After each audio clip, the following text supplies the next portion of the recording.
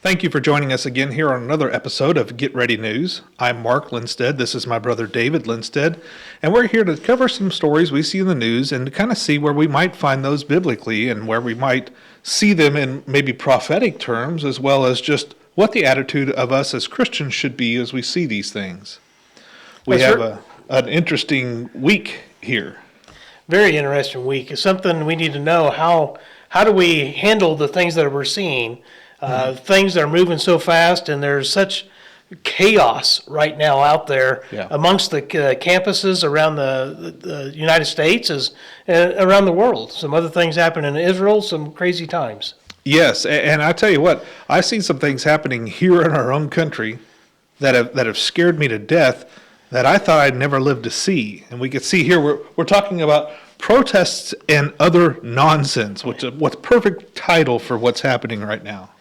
Absolutely. That nails it right on the head. Other things that are going on, weird things that are going on, things that I never thought I would see in my lifetime. I thought this would be way after I was gone. The interesting thing is that we see this happening. We can see it coming from especially our nation's colleges, and this is nothing new to the world, though.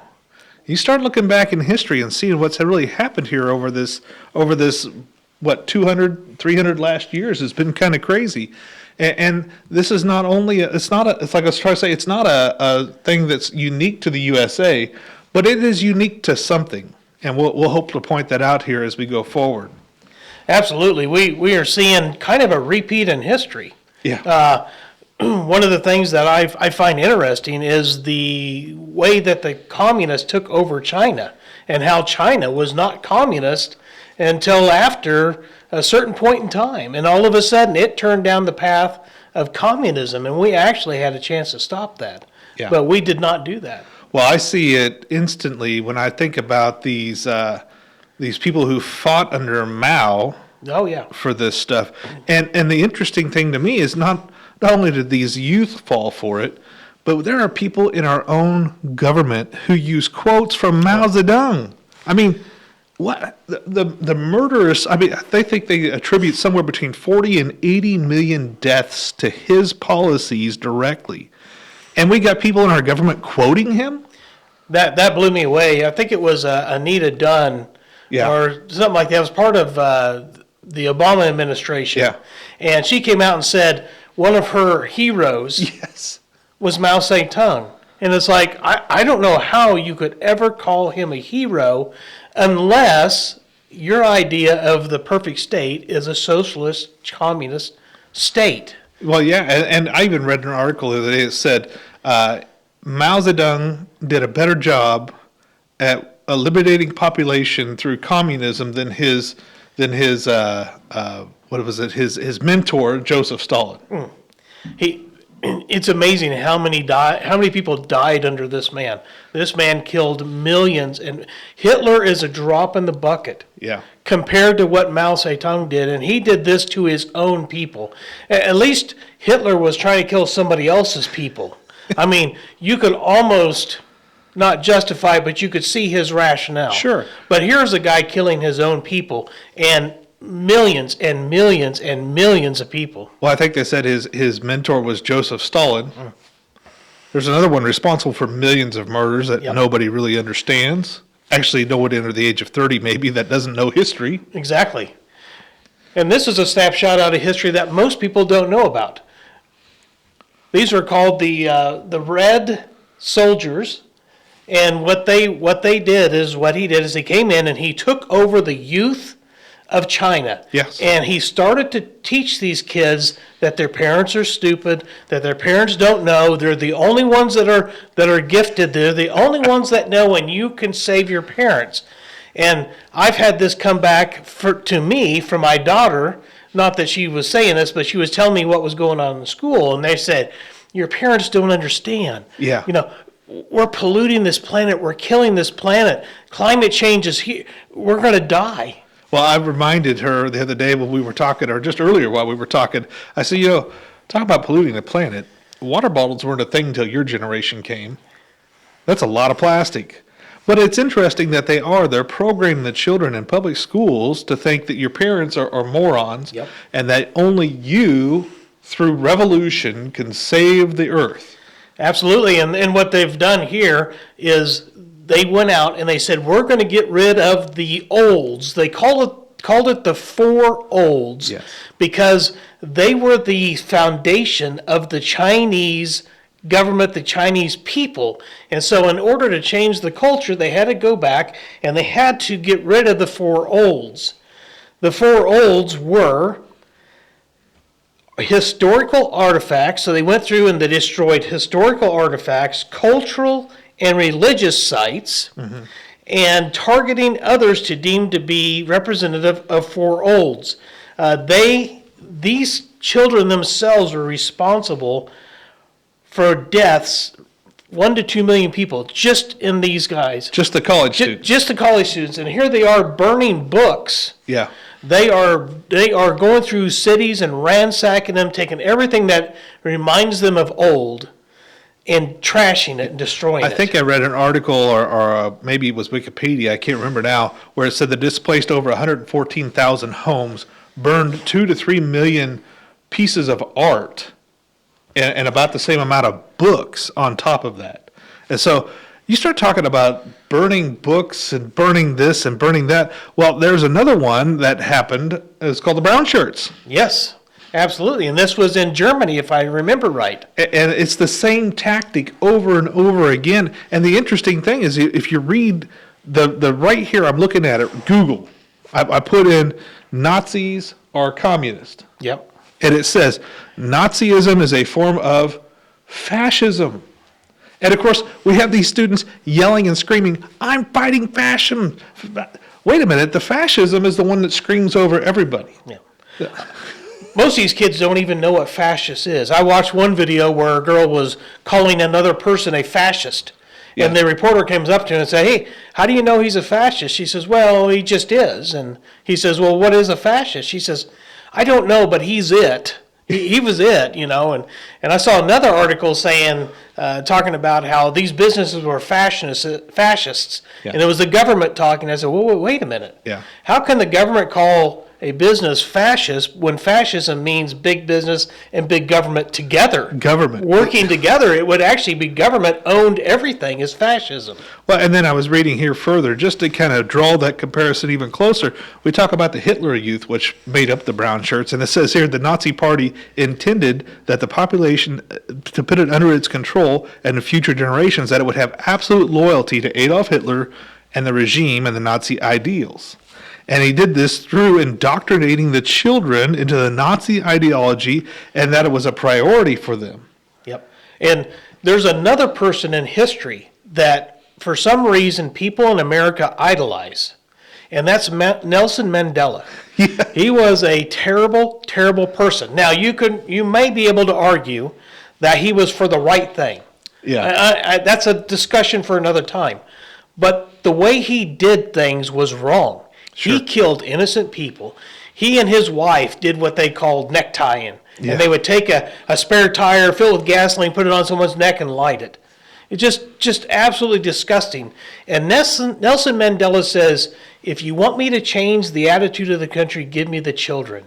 Yes. And so his plan was to get into the schools and convert the children growing up to be against the parents, to be against whatever he wanted, and to push through revolution that way. So we see it here in Mao Zedong. We see it in Adolf Hitler. Yep. We see it in Joseph Stalin. Yep.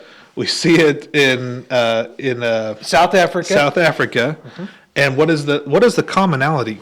Take the inexperienced, unlearned children and teach them and brainwash them into our ideology to erase history and make it what we want it to be. Absolutely. And we saw this come to fruition during Donald Trump's first term. Yeah. Yeah. And these guys went out and they said, oh, all of these founding fathers are evil, disgusting people. They all own slaves. Not to mention that most of slavery wasn't a new thing. No. It's always been around and it's still here. Not only that, most of these people that they tore statues down of actually helped the slaves. Helped free them. Freed them. In fact, one of the guys, Lee, I think it was General Lee, had a slave that would not leave him. He tried to give him his freedom many, many times, and he swore to help him to the end. And when Lee passed on, he gave everything he owned to that slave. Yeah. And they went out and they tore down these things. Tore down these statues, trying to erase history. It's just amazing to me. And even if the statue is of somebody that you think, well, they were on the wrong side of this, it's still there to bring into memory what should or should not have happened. We don't want to wash away our past. We want to learn from the things that we've done. And we want to be better stewards of the freedoms we're given. We want to be better stewards of the government that's for the people, by the people. We want to be better at that than we were yesterday. Yep. And when I was in school, the history teacher beat it into our heads. If we don't remember and know history, we're going to repeat history. It'll happen again. So how do you stop? If you want to repeat history, what do? You obliterate history so that people do not know what happened. Well, it's interesting that the protests right now, and I love this, is mostly peaceful, fiery, but mostly peaceful. Remember 2020, there was a few people dead and a bunch of stores robbed, but it was mostly peaceful protesting. It was unfair reporting. I mean, completely unfair reporting. My favorite thing about this is that the people that they're protesting for right now are Islamic. They're Muslims. And what did Muslims do in 2015 and every other place? They go into the museums and they tear down all the statues. They break up the history. They erase the history because why? They want to rewrite it to make their ideology set with the youth so that they'll be brainwashed into what they want. Yep, they take and they bring in ownership of days and times, and they set their own schedule in place. And that makes the people have to conform to where it is. I watched a video earlier about some of these protesters were actually converting to Islam, and I saw hundreds of them on their prayer mats praying to Allah. How many gender confused people were there? Probably quite a bit, because that seems to be a big part of the rally. Well, I tell you right now, just to make this point clear, homosexuality in Islam is punishable by death. Yes. And let's just think about this for a minute. You're converting to a religion that wants you dead. Not that they want you to quit your sin and be saved. They want you to be dead. And you're converting to that religion. You're chanting for this religion, all the while in America saying, well, separation of church and state. Guess what Islam is? It is a religious government, period.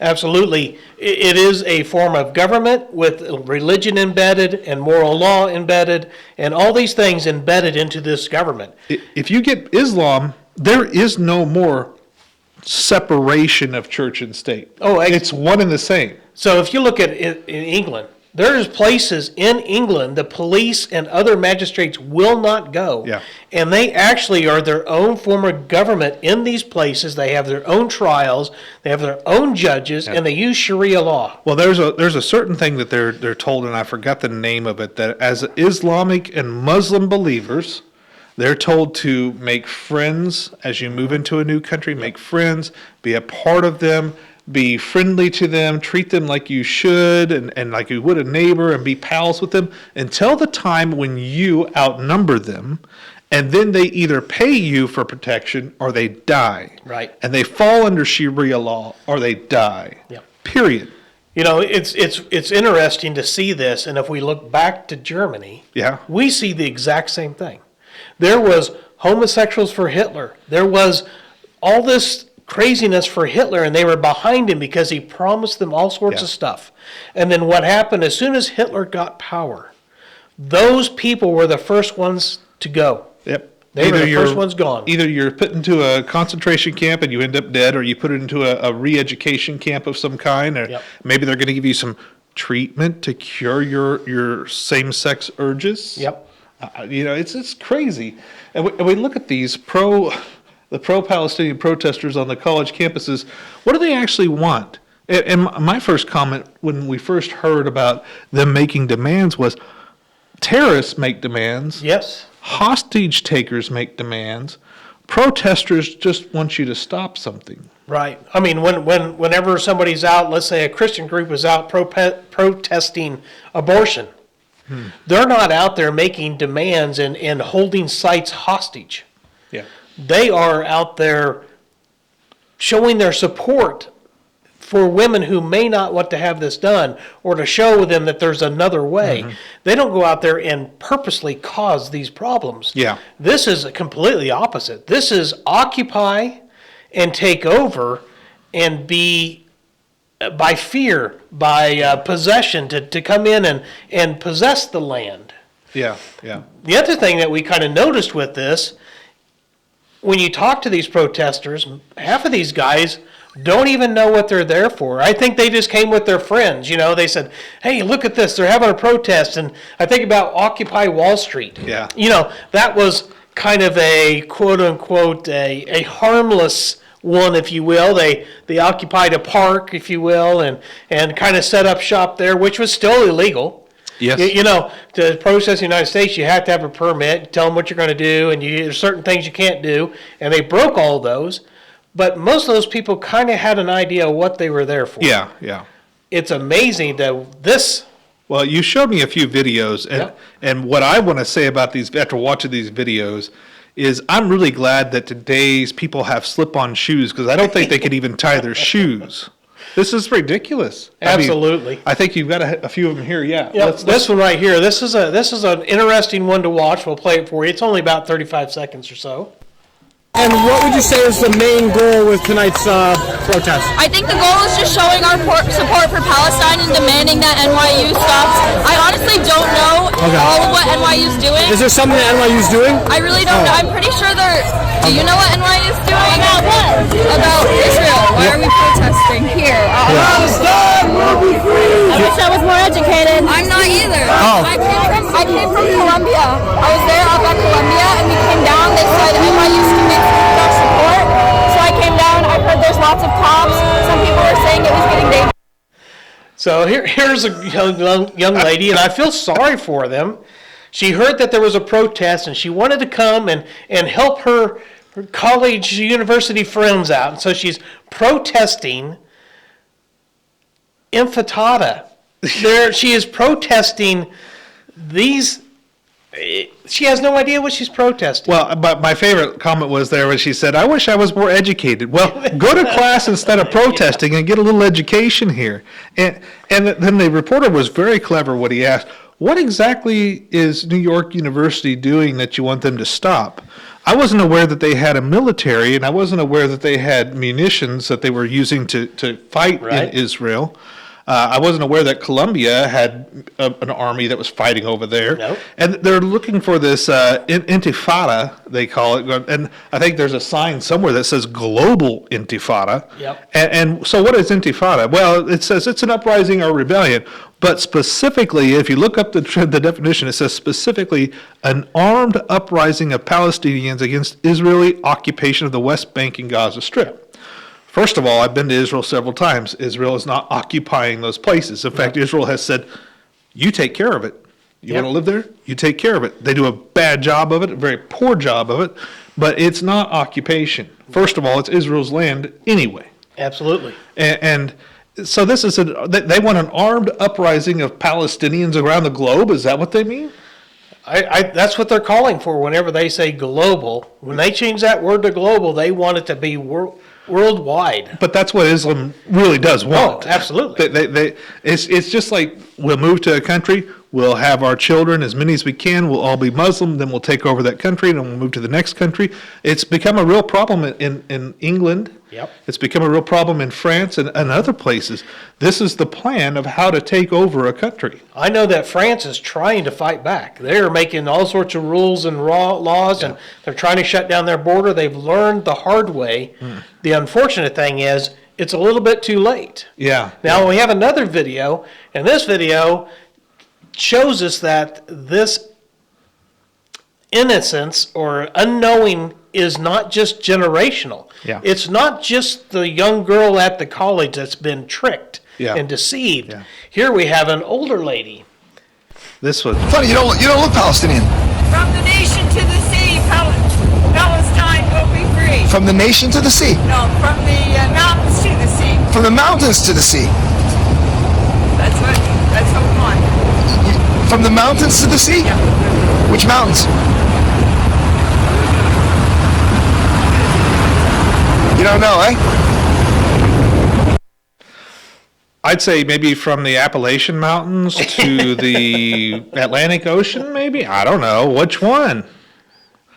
They just don't understand what they're even rooting for. No, they don't. And they're out there, they've been brainwashed to think that the Palestinians are under bondage, or under slavery, and that they need to be free. When in actuality, if it wasn't for Israel, these people would have no jobs, no income, no infrastructure.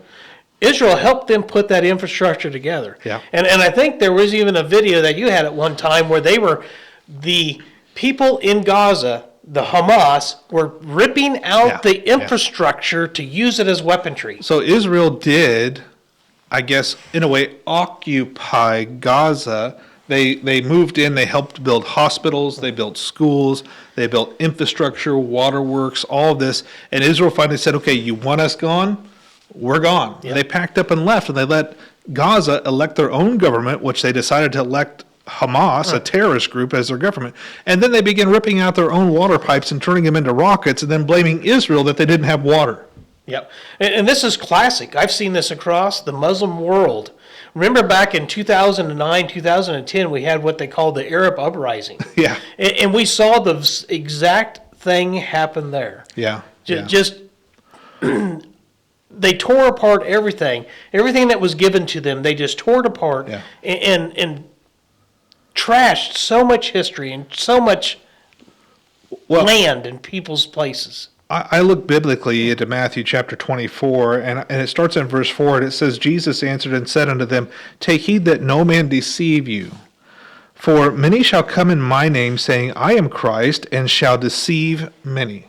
And really, there's a pivotal point here that we're starting to see where in the end times, deception is going to be a big part of the end times.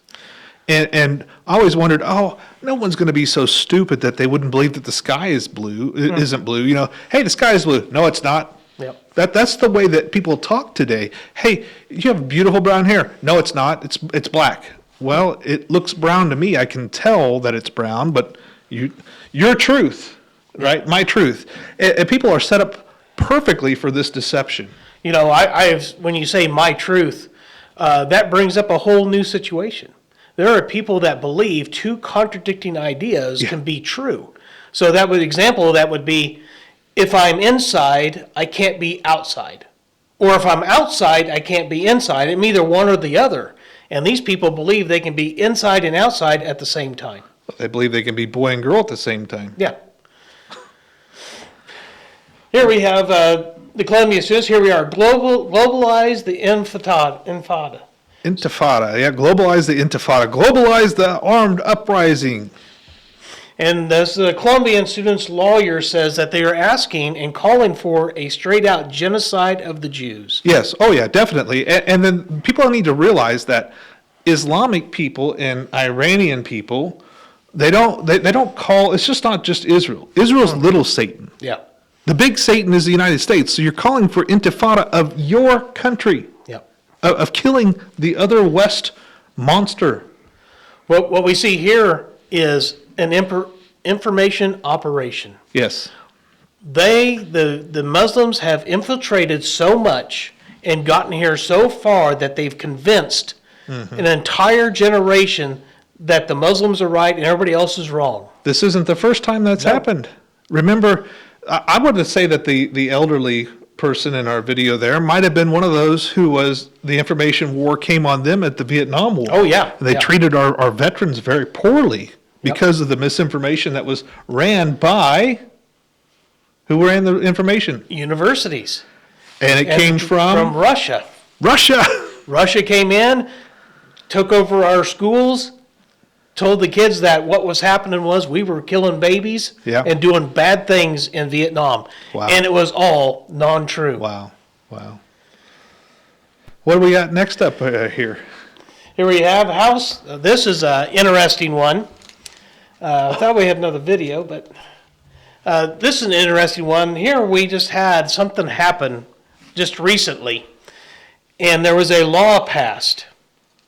And they're working on passing. They're working on a bill right now. Working on a bill right now. Yeah. And what they're trying to do is they're trying to set up a bill that would help fight back the protesters. Yeah. And so they're trying to make the definition of anti-Semitism broader so that they can do something. Yeah. Now there is a real concern about doing this. Yeah.